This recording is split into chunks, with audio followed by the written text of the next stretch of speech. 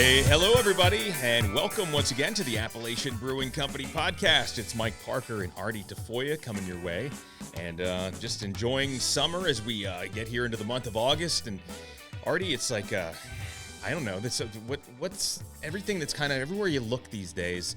It's like something to do with the Olympics. I think that's probably what most people are kind of like. I don't know. It's the water cooler talk or like the bar talk. And you guys have it on here? Like if people are coming into the breweries or people like watching the Olympics a little bit the past couple of weeks. You bet. I mean, it's on pretty much 24/7 nowadays. So you can go into any one of our locations and find it on. Along with the Phillies game and a couple other things. But it's been great that the Olympics has been. I think it's been an overall success for USA. A lot of medals, a lot of good success stories there. And, Mike, I've decided that it's hard to watch it. I mean, if you work, it's hard to watch it. Yeah, because of the time difference and stuff. The sports that you like. Right. So, but I've found that YouTube is a good place to go and look up different things and they just show you the snippet of like, and I'm big into wrestling. You knew that, but yeah, a lot of the wrestling matches are in there, and they even condense out some of the not so fun part of the wrestling match, right? Yeah. So you can watch a wrestling match in about 5 minutes, and it's pretty cool. It is true. Wrestling is probably the one event that I haven't seen any of. I haven't. So it is tough because like during the day, I don't know what the time difference is in France, but like I'm noticing that like for instance the gymnastics stuff is on around like noon, like during the day. It's like, it seems to be on like between like noon and 3 or something. And then like you'll get like a social media like alert or something as I'm like scrolling through about it. Simone Biles just won another gold medal or whatever. And then I'll see like on my TV, it'll tell me that like there's a special thing on my, what do I have, like streaming, direct TV stream. There's like a special thing there where it shows all of it. I just click on that thing on my TV. It shows me anything that's possibly going on now. So I can always keep track of it. But then there's just certain times where I'm just like, I can't sit around and watch this stuff. I watched the pole vaulting the other day, the women's pole vaulting. That was amazing. By the way, I could watch that all day long. Yeah, I guess you could. First of all, these women are incredible. They're like incredible because I did do a little, I know it doesn't, this is crazy. I went to a small high school, but I wanted to be a pole vault. I literally quit baseball that I had played all my life, like up in, elementary, little league, middle school. So that when I got to high school, I wanted to try pole vaulting because I thought it was cool. And then basically I practiced pole vaulting for a couple of weeks. And then we started having track meets. And I found out that there was going to be like 10 track meets, and 3 of them were going to have pole vaulting in them. Like there just wasn't enough pole vaulters. Yeah, you were the only pole vaulter. Yeah, so I was competing either against myself, so I ended up my coach is like, either you're going to do, you can go and you can pole vault. He's like, but we don't have anybody that's really a great pole vaulting coach.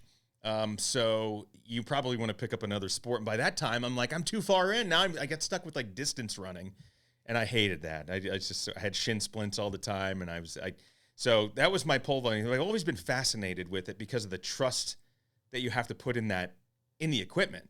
You know what I mean? Yeah. It's amazing how far that thing bends and how they're moving. And when they show it in slow motion, it's incredible, the physics and stuff behind it. It's split second decisions. Did you watch any of that? Yeah, you bet. Yeah. You bet. That's that. I like track and field a lot. I think it's. Anything that's a time sport or a point sport, I'm pretty much into.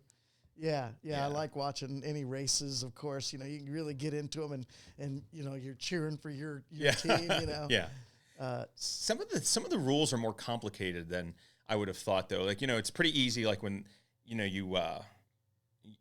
it's like because like there's heats, obviously, then you get to qualify and then you get into the finals and stuff like that. That's pretty. USA basketball team wins, you just keep winning and you end up winning the gold medal like eventually. But like there's some of the other sports, there's multiple attempts. Then there's like you can sit one out while the other person has to go again, and then there's like considerations for difficulty and all this stuff. So it's not exactly like, you do have to do a little research if you want to understand all the rules, but they do a pretty decent job explaining it. Anyway, I think so. When it boils down to it, I think more so for me is, when I have a chance to sit down wind down a little bit in the evening. Yeah. Have a beer and sit there and watch some Olympics. It's usually something I'm not really interested in. So, you're sort of watching it just to watch something. Right. Now, there are a couple channels on at the same time, so you find yourself flipping back and forth to find something. But, you could see, the other night I was watching, and I think rhythmic dancing, taekwondo, and something else was on. I'm like, I don't know which one. Yeah, badminton was a deal killer for me. I was sort of like, right. See, I'm trying to be a good American here and root on. I'm like, just even this I can't. They swing so hard and it does nothing. It's just like kind of like it doesn't go anywhere. Yeah, it's called a shuttlecock, which is funny. So, other than that, I'm just sort of like anyway. So hey, the Olympics have been on. It's been kind of fun. It's been a nice distraction and something that we don't get. We get it every 2 years now, Summer Olympics and then the Winter Olympics. So it's been fun to watch. But as far as going for the gold, this is a transition to what we have in front of us in the glass. So I want to say cheers, and then I want you to introduce the guest that we have at the table here with us today as we record. So first of all, cheers, Artie. Cheers. All right. Clink. Clank. We're sitting kind of far away, so yeah. Oh, this looks good. This is something new. Yeah, so we have the Throwback Lager, which is our Silver Stock Lager. It is our, it's an old, the name of an old beer that was produced by Gropner's. Right, in Harrisburg. In Harrisburg, the brewery that closed was the last brewery to close before we opened. And Jolly Scott also comes from the name of a beer from that brewery. And so we took it and we now we made it a little more. It's a summery beer, but we made it even more summery by adding fresh lime to it. It's lime puree that we add in, and man, it turned out it's super refreshing. Do you agree? Oh, that's really good. Obviously, there's been some lime beers on the market before, but whether or not I want something that has some flavor to it as well. I want to taste beer and not just the bitterness of the lime. And that's what this does. This is like ultimately, right? It's like taking a Silver Stock Lager, which is really solid beer, by the way, and putting like a fresh lime wedge or something in it. But you guys have done it for us, kind of through the brewing process, right? That's right. And I think some of the larger brands, they can't use fresh lime like we can. We have the ability because we're quite a bit smaller to bring in gallons and gallons of fresh lime puree, whereas they're probably using some sort of an extract. Some sort of an extract flavor that they use, and it's just not the same. I love the fact that it's so crisp and refreshing. The other thing is this is so Silver Stock Lager is what would you describe that lager as? Is that of a certain style? Would it be considered an American lager as opposed to? The reason I ask is because a lot of these lime beers, it's like that they're called like chilada style or like Mexican, and they add a little lime to it. It's kind of like culturally, but that has nothing. This is not like that, other than the fact that they share lime, right? Right. No, that type of beer, like let's just say a Corona where you put a lime in it or something like that. That was always designed to make it even more refreshing in the heat. Right? Gotcha. So the Silver Stock is an American, developed. All lagers are developed as European styles, but certainly the twist on it here is much more of an American style, but not with adjuncts. We use the regular ingredients, malted barley in this beer, and we can make it very light and refreshing as well without having to go to corn and rice and all the other adjuncts that we talked about. Well, I am sold on the Silver Stock Lager, the Silver Stock Lime Lager. That's what the variation of this one is. But selling this product, it doesn't sell itself, does it, Artie? No. People look at the green label and it does. They see that and they're like, "What is that?" And then they see the lime, and then that's a lot of people like this style of beer, and I think it's going to be a great seller, not only in the pub but out in the market as well. So joining us today is someone who's responsible for that part of the business. You want to tell us who our guest is with us today at the table here? Yeah, you bet. Today we've got Kevin Keller, who is our director of sales here at Appalachian Brewing Company. He joined us almost about a year ago, right? 1 year ago. 1 year ago, yeah. What day? Tuesday. Tuesday. Oh, really? It was Tuesday? Well, congratulations. Happy anniversary. You survived working with me for a year. Nice job. Thank you. On its own. I mean, what an accomplishment. We should give awards for that. Right. Is there an Artie pin that you can get? Yeah, that's right. No, that's great, man. We have a lot of employees that have been with us a long time, so they'd have a lot of pins, but you get your number one pin. The pin just gets bigger and bigger and bigger until you look like a Russian general. That's funny. So, Kevin, how's it going? You want to introduce yourself? Tell us a little bit about, like you said, well, we know you joined the brewing company about a year ago, but I mean, what are your general day-to-days? And when are people here going to maybe, just let them know what you kind of do behind the scenes? Yeah, I do a lot behind the scenes. I work hand in hand with Artie, and I don't know if Henry's been on the podcast yet. Oh, yeah. But yeah. Many times. Yeah, but Artie and Henry, kind of a three-headed monster that takes on sales, logistics, kind of the day-to-day of getting beer out into the market, into the consumer's hands. I work with I think we're up to 7 wholesalers now, making sure that their teams are out representing our brand, selling beer into bars and restaurants throughout Pennsylvania and Maryland, as well as the beer distributors. Cool. So a lot of road time, a lot of steering wheel time for you guys. You bet. Yeah. We're both on the road quite a bit, at least 2-3 days a week, just hammering it. Going around and visiting our customers that have brought in our products and just making sure they know that we're here for them.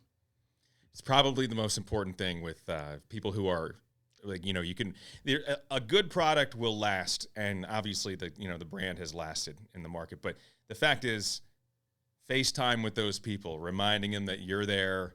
That will set you apart from hey, if it's automatic for them, then it's almost like how much effort do they want to put into? Where do they want to give you? Is that what you're trying to do? Is find like when I guess to pull the curtain back a little bit, but everybody's walking into a beer distributor or a supermarket or something somewhere, and that beer that it sells a little bit. Well, we have room for that, but if the one where hey, we're seeing Kevin, we're seeing Artie come in, and they say hi, and we have a relationship with them. Next time I walk into the beer distributor, maybe that product's a little bit further up front. Maybe they're like, right? Is that kind of I don't know. Is that what I'm thinking? Yeah, 100%. I mean, relationships are so crucial in this industry. There's 9,000 breweries in the country right now. Yeah. And the ones that people have personal relationships with, and they love Artie, they love me, or whoever at ABC, they're more likely to pick up the brand or do a favor for you. A lot of restaurants only have 8 taps. How do they pick which brands go on there? And that it comes down to us being out in the market, trying to culture those relationships. Yeah. How do you compete at that point? Is it there's so many labels. There's only so much space, right? And then does a label set you apart? Have the labels become so crazy that almost everything looks the same at this point? Like that, what are you doing? Like, what are you thinking every time from product development to the point where you're actually selling it? What goes through your mind? Yeah, there's a science behind it because, you talked about labels. If you have a label, I've seen labels for certain brands that do, they'll have a very simple label to start. And they're like, oh, let's do something crazy with it. They put this like crazy mural painting looking thing on it. People look at it and go, what is that? They know the brand, they've known it forever. And then they see, the new artwork and they can't recognize it. But I mean, with beer stores, you have thousands of SKUs. So you want to be recognizable enough that you catch someone's eye to get them to stop and at least read what's going on your label, and not too crazy that when they stop, they're like, what is this? And they're confused about right. it. It's like, where's Waldo, just to find out what it is, right? Exactly. Yeah. And most of the time it's just another IPA. In my opinion, there's so many IPAs out there that when I see a new label and I'm like, okay, now I'm lost in a sea of IPAs and I might not be looking for one. So then it's, trying to find that other style, trying to find a lager, trying to find a Hefeweizen or, some sort of like, just something different. Tell me what sets you apart from the brand next to you. How do you establish loyalty for that person to come back? Yeah, I mean, I think there's a couple pieces there. I mean, quality has become so paramount with the price of craft beer going up over the years. People are more reluctant to try new things. So, you know, our brew team has a great pedigree behind them. Bruce and Cliff have been absolutely killing it with the new beers. And one of the things Artie and I do is we go out and sample people on the product. And when they try it, they're like, oh, man, this is really good. You know, they pick it up, and when they have that one really great beer, they're more willing to try, you know, the new IPA that comes out. And our team they're never satisfied with, this is really good. How can we make it better? I know Cliff's been, you know, working on some new hopping techniques that have Faded Lake is the new beer that we just put out that probably our best hazy to date. And he used that new hopping technique on that. So, yeah, quality of liquid and liquid to lips when people aren't just picking it up organically definitely sets us apart. Do you still enjoy, Artie, going out there and doing the samplings and getting someone's instant reaction? Do you find value in that when someone is able to tell you exactly what they think of your product right there on the spot? No doubt that, you know, being out in the market, I've learned so much. And, you know, this is my second year out in the market. And, I mean, I'm telling you that I'm visiting, you know, 100 to 125 customers a month right now. It maybe sometimes even more. That's a lot. But that's a lot of customers. It's a lot of window time in the car. But I'm learning so much about the market. I'm learning about things that we can bring back to the brewery, and seeing trends before they happen is really important. Understanding what people want out in the market, and also how do we compete with who's out there, right? Yeah. And it's like he said, there's 9,000 breweries. We compete probably against, I don't know, what'd you say? In a regular store, there's 1,000 SKUs, but that's probably, if there's 4 or 5 SKUs per brewery, you're looking at 200 breweries that could be there in that store. So how do you become the next beer that's picked? Right. And you know, every day we get better at doing that, and that's the most important thing is that we're moving forward and we're continuing to become an option for that beer consumer that's going out to the stores. Cool. Yeah, it's always a challenge. You know, everything is like when you the one thing about selling a physical product like that people are actually purchasing, taking home, and then is getting them to return to that product, right? So you buy it one time, okay, I could probably get you to buy something one time, but how many times? The repeat customer is the customer that moves the brand forward. Then they share it with somebody else, then they have it, then they share it with someone else. The word of mouth gets around. I mean, do you hear that kind of thing of a, you know, how do you get someone to say, I want more than one can of this? I want 4 cans, and maybe next time I want to pick it up again. Do you think about that when you're out there talking to your wholesalers, to your retailer partners? Yeah, absolutely. I mean, you know, the 1s and 2s are great, but it's the return customers that keep the lights on here, and just trying to figure out, you know, when it comes down to pre-planning for, we're looking at the 2025 calendar right now. We got to put out product that people want to drink time and time again. There are breweries out there that are putting out insane combinations of beers, and it's like, okay, the people are going to pick it up once and be like, okay, that was fun, but I can't drink more than one of them. So, you know, Silverstock was a big one for us that we found that people are really enjoying it, coming back to it, and becoming repeat customers. Cool. There's always like that. Or there's like it's like the shock value beer. It's like the one that, ooh, you got to try that. Have you tried that one? It tastes like, you know, it's so sour, or it tastes like candy, you know, or whatever. And you're like, I'll try one, you know. And then you're like, yeah, okay, that's. Can I get the next beer, or does someone want to finish this for me? You know what I mean? Right, yeah. When 4 people are sharing one beer because it's something so crazy about it, that's cool. Like maybe that brought some awareness. There is a value to that because maybe it brought awareness to your brand. And then people weren't familiar with your brand. Okay, those guys are doing some funky stuff, or I'll try this. But it's kind of like the hottest chip challenge, you know? Like, you're really going to do that again? Like, it's good. It's fun one time, right? And then you're like, yeah. So, yeah, I think number one, you're always dealing with the trends, because there's going to be trends where things are like, well, if there's some sort of popular flavor profile that people, I remember mango being very popular at one point. I remember, shandies being very popular at one point. There was the beer that was like, tasted like root beer, flavored, like the flavored type beers and things like that everyone is doing for like a year. Those are the things that, they're always going to have a place. But then can you make a business that's going to last 25 years off of that beer? Right. You probably have to look at yourself hard in the mirror and say, maybe probably not, right? Yeah, one of the biggest surprises that I've seen through this process, and when I talk about the process, we really redeveloped our brand over the last 5 years. Yeah. And changed over our label, our logo, and all that type of thing. But the most amazing thing to me is the Mountain Lager, Jolly Scott, and Water Gap Wheat that are in bottles still, that we bottle to date, still sell about what they did. And they just, that's that brand that people have purchased for so long that they continue to purchase. And, were you surprised by that, Kevin? Yeah. I worked for another brewery before this that kind of did wacky flavors and all that. And coming over here, just seeing the vast portfolio of the OG classic brands that really built ABC through the late 90s, early 2000s.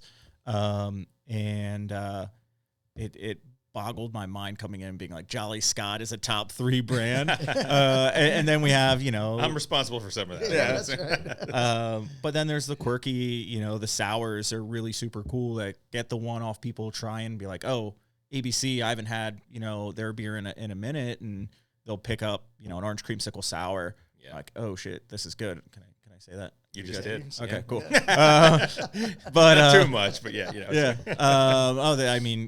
This is great. Let me try some other stuff. And they start trying, the classics, and get hooked on a Silver Stock or a Water Gap Wheat. I think that's been super interesting coming in from kind of the other side. Cool.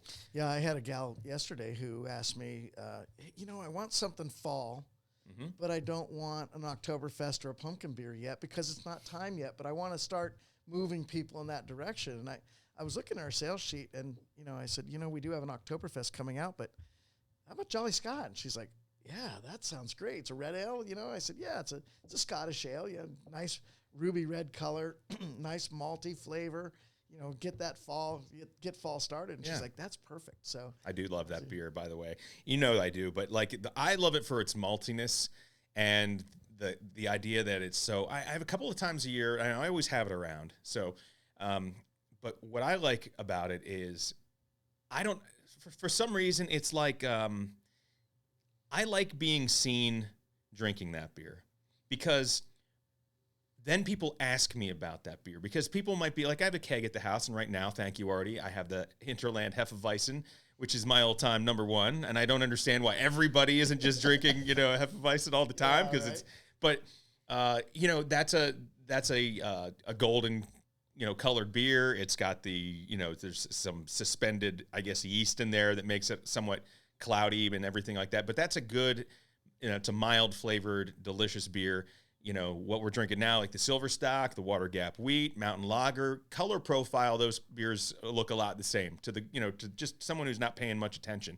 When you break out a pint glass and you pour a Jolly Scott in there, everyone's starting, people that aren't really like, they're like, ooh, what's that? And I mean, like, well, they're like, ooh, it's, then they start getting into that whole idea. Is that a stout? No, it's not a stout. It's not a porter. It's a Scottish ale. Did you ever try this? And then they think, well, is it thick? That's the question, right? Is it thick? Right, yeah. It's not thick. I think about it. And then you get to go, you can start talking about how beer is made, and like the malts that you use, and the ones that if you're using a darker colored malt, it's going to come out as a darker colored beer, right? And it's like, and then you start talking about sugars and yeast, and all of a sudden people are like, let me try that, and they're like, and then when they start thinking about it, they're like, this is amazing. And like, that's a really good beer. And yes, that's an all year round type of beer, but I could see that being like a really good kind of like, just, it's become a good transitional beer for people that just wanted to try something that looked a little different. And it's perfect because it's not, there's nothing heavy about it. It's light. It's so good. Has a sweetness to it. Yeah, it has a little bit of sweetness, but it also finishes quite crisp. It really does. And that's what I like about that beer. It's not sitting there cloying on your palate. No, it has a nice sweetness, and then it sort of finishes up nice and crisp. Agreed. All right, so we're drinking some Silverstock Lime Lager. It's Mike, it's Kevin, and it's Artie. We'll be right back, and we're going to talk a little bit more about, I don't know, something that Kevin does a little bit on the side that we're familiar with. Is that the way? Yeah, okay. so. All right, great, perfect. And I don't know if there's any more Olympic talk in you, but I was thinking there might be something. We can't let this slide because by next podcast they'll be over. All right, we'll be right back on the Appalachian Brewing Company podcast.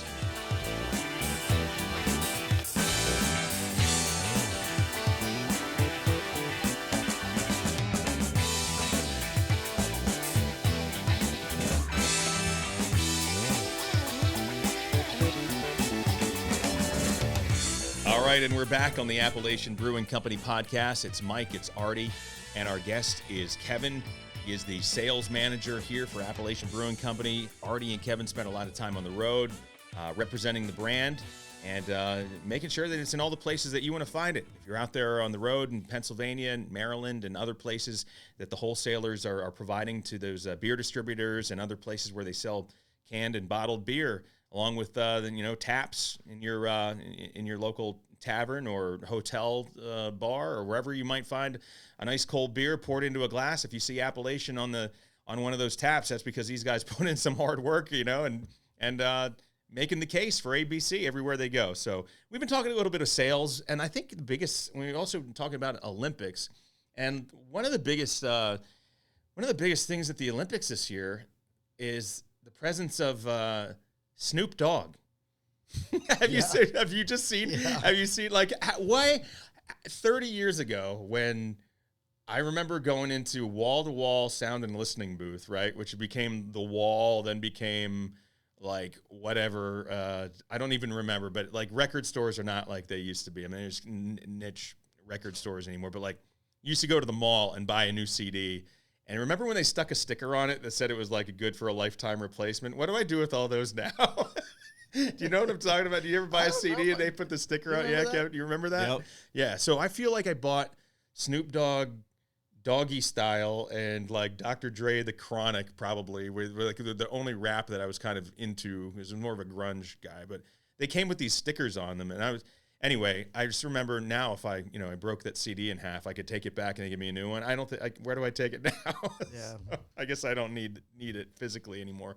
But Snoop Dogg, Artie, what's your earliest Snoop Dogg memory? And can you believe he's the ambassador for the Team USA over in France? Mike, I hate to say it, I'm a little older than you are, and Snoop Dogg wasn't a dog when I was dogging around. He was. Yeah. I'm more of a Grandmaster Flash kind of guy myself, but just wanted to,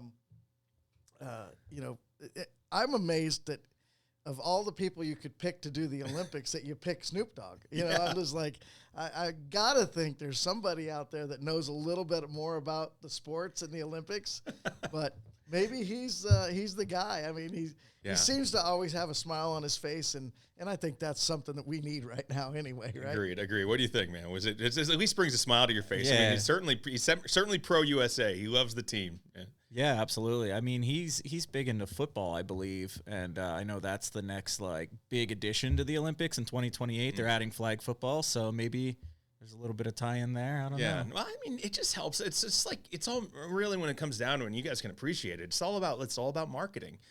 Find somebody who's going to represent your brand. It doesn't have to. He's essentially an influencer, right? And when you're going over to France and you want to get some attention, or you want to have him on there's all these networks. You got to find some of the stuff on over the air networks and stuff. Then the other things are on Peacock, and then there's probably some random channel that's carrying some Olympic sports or something too. But I have not been able to avoid at least one Snoop Dogg reference or cameo at some point. And that's because the guy's working his tail off over there, on behalf of the U.S. Olympic team. So it's brought a lot of attention. He's putting on concerts over there, or at least he's popping up at little clubs and doing shows and stuff. I don't know. I think it's interesting. Now, they kind of blew the wad, I guess, years and years ago with Muhammad Ali, right? I mean, because there could be anybody greater probably than Muhammad Ali, lighting the torch at the games. That's an iconic image, but Yeah, we'll take Snoop Dogg this year. So I just thought it was pretty cool. And he probably, I don't know if he likes beer, but he likes gin and juice. So there you go. Well, I know if you if you know the networks at all, and Mike, you do. There's got to be another angle to this whole thing. He's probably getting his own show or something's coming. Something's coming. With he him. is. He's going to be on. He's going to be on one of the shows. Is it The Voice? Maybe it's The Voice. He's going to be a new judge or something. But what everyone's saying about him is that how did he go from being, the gangster rapper in the '64, Impala, with the bumpy tires and everything. Now he's just he's like America's grandfather. They're like he's taken on this. He's grown. The guy's, he's had a great career. He's famous enough to. Anyway, I just thought that was funny. Speaking of transitioning again from Snoop Dogg, gin and juice, beverages. Kevin, this Appalachian Brewing Company gig here isn't your first foray into beverages, right? And you have some sort of side project that's going on? Yeah, I've been in the beer industry for, over 10 years now. I started with a small regional brewery, and then, started my own brand about 5 years ago. Nothing official, no brick and mortar brewery, no fancy stainless steel tanks or anything. But it was just kind of an opportunity to let my creative juices flow, give me an outlet for it. So it's called Prototype Brewery Meadery.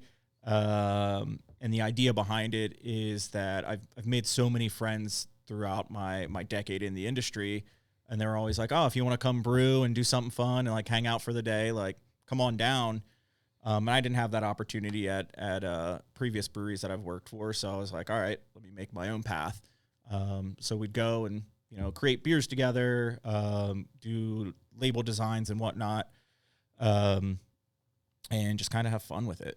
So you'll take your brand name is Prototype. Correct. And then you'll go to, say, an Appalachian Brewing Company and you'll say, here's my idea.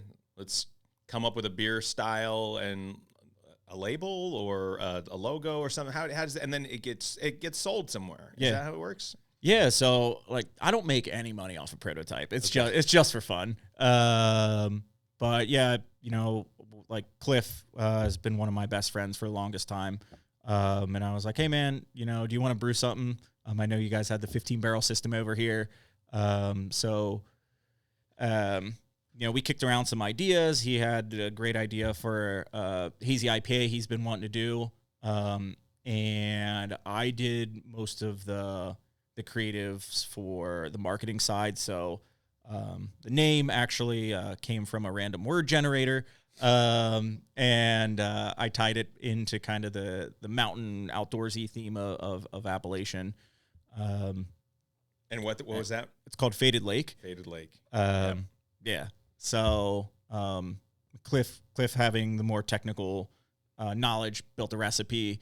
I threw some ideas out there of things that I've seen and some beer styles and hops and all that. But ultimately, it was definitely a collaborative effort between the two entities. Cool. And Artie, how involved are you in this? And why do it, or why allow someone to come in and do that? Is it just because beer drinkers like something fun, something different? Is that what it is? Something different to basically offer? Yeah, I think you want to be on the cutting edge of different techniques and that type of thing. And these give us these types of projects give us the opportunity to try something different and try something new that we may end up doing something with later. That the Faded Lake is now it's in its second year, I think. Yes. And it may transition to something different. That Faded Lake could become a brand for us if we wanted it to at some point, if we felt like it fit into our portfolio. But I think that people are looking for something just a little bit different. They want to see something, and it although it tends to be with collab beers, they tend to be hazy IPAs in a lot of cases because that's what people like, and it's one of the easier ways to make a really great beer that's going to sell through, of course. Yeah. It's not much different than what I do here. We work I'll work with Cliff on a beer like the Hoppy Belgian Blonde this year. We totally redeveloped it, and we're trying something totally new with it. And I would pick the hops, and he would put together the processes and the recipe. And we have a new twist on it this year, which is I think it's gonna be incredible. But it's coming out here in the next couple weeks. Nice. So it's like it's a way to say not. I mean this you're not getting stuck in your ways, because innovation is always part of the company. And like as you mentioned before, you got your classics, your flagship, brands, and then you'll expand the portfolio with some different styles. But then on occasion to bring in somebody from the outside who maybe has an idea that, you might say to yourself around a meeting table with your own people that, that's not something that we've ever really done. If you labeled it Appalachian Brewing Company, maybe it would be a little unexpected. But if you label it Prototype and Appalachian Brewing Company, then now that gives you a reason to try that, right? Because it's truly a collaboration, right? So it's something, and if it's great, everybody loves it. And Artie, if it's no good, and you just say, well, that's a prototype. Yeah, there you go. Yeah, and it gives the opportunity, the one-offs. Faded Lake was originally a one-off that we were just like, you know what, we'll brew it once, kind of power through it. But we found that the people loved it. It ranked in, our top 5, top 10 on Untapped ratings. And, when we were planning for 2024, we were like, heck yeah, let's bring it back. Let's throw it in a can. And improve on it, make it better. Yeah, absolutely. So, and it's nice because the craft beer community is just that. It's a community. There's competition, yes, but we help each other out as much as possible. I know one of the first weeks I was with Artie, he was calling, we needed some hops, and we were calling around to other breweries that were like, hey, do you got some extra? I forget what it was, but we were able to fill that need, and the other breweries in the area want to help us out just as much as we want to help them out. And I think doing these collaborations helps build up our knowledge banks, because everyone's trying something new. And when they find something, they want to talk about it and help each other out. There's a lot of breweries out there. And if we can all stay friendly and not, rip each other's heads off, it makes for a better time out here. And, it's good for the community. It's pretty cool. Pretty cool. Yeah, I always enjoy that. If I see a collaboration, out there that I haven't heard of, or, then to me, that's sometimes combining the best of both worlds. Or like you guys said, it gives you a little bit more wiggle room for experimentation too. And then if that can lead to something that becomes a little bit more regular, on the schedule or something, then that's a win. And if it wasn't, what have you really lost other than, probably not much, not a whole lot to lose. You go into it knowing what you could lose. And if it's too much, you don't do it. You know what I mean? So anyway, let's talk about what else is out there, guys. So we're here. I hate to say it, but man, Memorial Day's behind us. 4th of July's behind us. Next thing is basically the end of the summer already. What else can I expect here if I'm rolling into ABC here between now and the end of August, early September? Well, Mike, we're still in summer. We still got a lot of August left, and even September, is pretty warm still. But so our Trinity Flavors brand, the Espresso Martini, Vodka Lemonade, and the Transfusion are on fire right now. They're in all the golf courses in the area and region. And if you don't see it at your golf course, make sure you ask for it. Have them bring it in. It's easy to get. And we are going to be adding some brands to that will be released probably this year, but we will also, do a big rollout for the coming summer in 2025. So that's pretty exciting. And then we're starting to head into our fall beers now. We're Capona Fest is canned, I think, and it comes out in August now. We're not that brewery that is bringing out pumpkin beers and Oktoberfests in June, but we try to bring it out so that it fits the season and it lasts through Oktoberfest. Yeah. And hopefully by the time Oktoberfest is over, it's gone, right? Yeah. And then we're on to, of course, the Ragged Edge and our Midnight Fridge and those darker beers for the winter. But along with continuing to make our great IPAs and lagers. So we do all that, and it's all coming up, and next year's schedule for brewing is going to be, I think, even better than this year's. Kevin, what about you? Let's just talk about what are some of your favorite beers? Like when you're, you can talk styles and then you can talk ABC beers that, like what are you doing? If I'm just sitting down, we just met, we want to grab a beer after this. What are you probably reaching for? My go-to style, which is probably not great, is barrel-aged stouts, because it's going to get me in trouble real quick. But, an ABC beer that I always reach for is Sigma Oasis. Yeah. Super easy crusher. The really great hazy IPA. Super light, but still refreshing.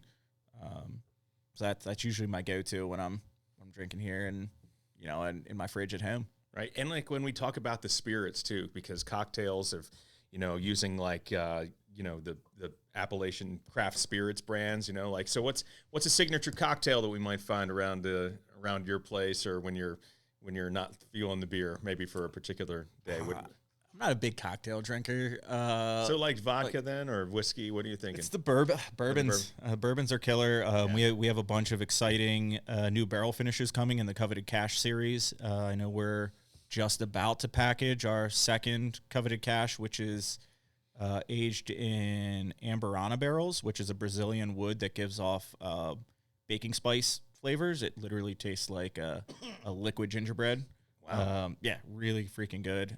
Super excited for that. But yeah, just, our bourbons neat are usually my go-to non-beer drink. Yeah, Mike, we'll have to take you up and show you the barrel room. We have a new full-on barrel room, which we have, I don't know, there's probably about 30 or 40 barrels up there now. Yeah. Sweet. And we've got Jack Flynn, who is our, he's really our flavorist. He has a lot of titles here, but pretty much what he does is he picks bourbons at age and blends them and works to put them in barrels and do all sorts of cool stuff like that. Nice. And allows us to have cool drinks or alcohol spirits to be able to produce and put out in the marketplace. I love the fact that you said with the Trinity flavors. So if you want to go back and listen to last episode that we did, we talked quite a bit about that, and we sampled the transfusion, which is vodka based. It's got Concord grape and like some ginger. That's right. That's right. And then there's the espresso martini. That one speaks for itself. But that you use, that's a high quality ingredients in that. That's La Colombe. We use their cold brew, basically cold brew concentrate in ours. Yep. And then the vodka lemonade, right? So all three of those. So I know you're drinking those. What else have you been sipping on this summer, Artie? Because I don't want to look past the fact that we've got some like remnants of a hurricane or tropical storm. Is it Debbie or something that's been coming up the coast here? That's right. But so we're sitting in like a cloud of soup right now. But other than that, it's been 97 degrees every single day for about like a month. So I know you've been drinking something. What have you been drinking? Yeah, my summer go-tos, if I'm not drinking beer, of course, would be bourbon and soda with lime.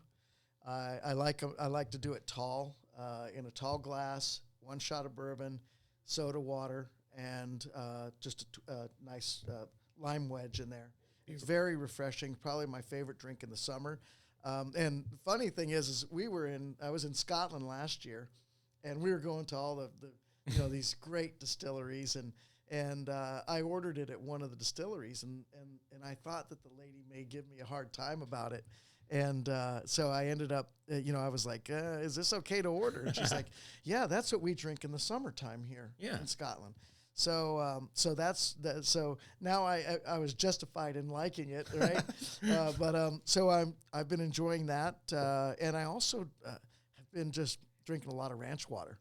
Right. I love the agave. Again, it's agave mineral water and a twist of lime.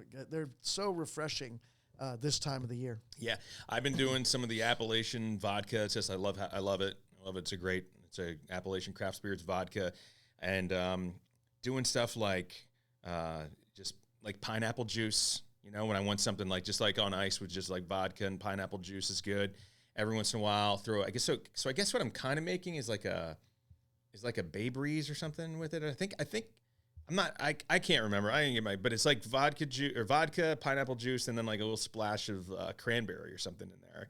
I think, and that just like a splash, because you don't want to overdo it with the cranberry. I'm not a vodka and cranberry guy in particular, but I do love, for whatever reason, I kind of like, I know that if I have people over and I start making one of those, like someone will inevitably want to grab like some coconut rum or something and put a little spot, and then it starts to taste a little bit like sunscreen. But you know what? I like that too, because it's just it's a summer drink. But I love the spirits as well. Like there's just sometimes when it depends. If I'm out grilling and cooking, it seems like I just want some beer, right? If it's a home game and I'm sitting there, I just want to, I'm the one entertaining. I'm there doing the beer. Then if I'm somewhere else, I'll just kind of see, kind of check out the landscape. Maybe it's a day where I'm gonna, if I'm gonna be outside or if I'm gonna by the pool or something, and that's what I'm looking for, something a little bit more refreshing on ice. So anyway, I just wanted to find out what you guys are into. There's so many options out there. We talked a lot about beer, but if you're looking to mix in the spirits, Appalachian craft spirits are great. Again, check out, you can buy them here in Mechanicsburg, and you can also get them obviously mixed in the drinks with whichever ABC brew pub you go to. And then you're on the shelf at a lot of the state stores too, within the various different types of vodka and flavored vodkas and the bourbons, right? You bet. Yeah. You bet. You can find, I believe you can find the Transfusion in about 120 state stores currently, and then nice. Espresso Martini and Vodka Lemonade are a little bit less than that, but up near 100 stores. So Transfusion, right? There was a hole there, right? And you guys filled it. Yeah, that's right. Yeah, that's awesome. Well, I have to give Kathy Pyers, who started the Trinity Flavors brand, got to give her credit, because she she really saw that coming, and she did fill the void. Yeah. And she lives in Philly. She belongs to Rivercrest Country Club, and so it is she saw that, and she developed the brand. We've just taken it and now we're taking it to the next level. Beautiful. Yeah. All right, well, guys, I give you the last word here if you wanted to. Kevin, thanks so much for joining us. Appreciate the fact that you've been, again, you go out there and you see ABC and wherever you're buying beer, Kevin's probably been there. Shaking hands, and I don't know what else. Get this, sell more, move more of this stuff for us. And if you do it, we're going to be a great partner, right? I mean, that's a key to what you do every day. Yeah, absolutely. It's a labor of love, and we get out there and work hard. So if you see ABC, buy more so I can sell more. Nice. Artie, what's anything you wanted to say to people here as we round out the podcast? No, just looking forward to, winding down summer here, but, still got some left. And then heading into fall, I love fall beers, so I'm excited about that. And don't forget about Oktoberfest, our classic Oktoberfest, where we have German-style beers, the great German-style food, and then, music as much as we can put up with during that time. Beautiful. All right. So one last cheers, guys. I'm going to bring it here closer. I want to hear the clank of the beers. We're finishing off our 4-pack of Silver Stock Lime Lager. Beautiful. It's so good. So refreshing. Cheers, Mike. Cheers. For everything, ABC, Appalachian Brewing Company, abcbrew.com, Appalachian Craft Spirits. Check out your local state store. And, of course, looking for a great meal, great atmosphere. Come on in. Check out one of your favorite brew pubs in your community, abcbrew.com for the menu. And we'll see you next time on the Appalachian Brewing Company podcast. Cheers. Cheers.